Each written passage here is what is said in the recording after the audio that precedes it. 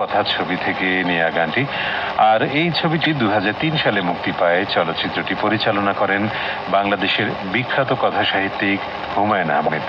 আর এই গানটির জন্য অনুরোধ পাঠিয়েছেন SM জসিমউদ্দিন ফকির, চরগোবিন্দপুর, জোনাইল, বড়াইগ্রাম, নাটোর থেকে।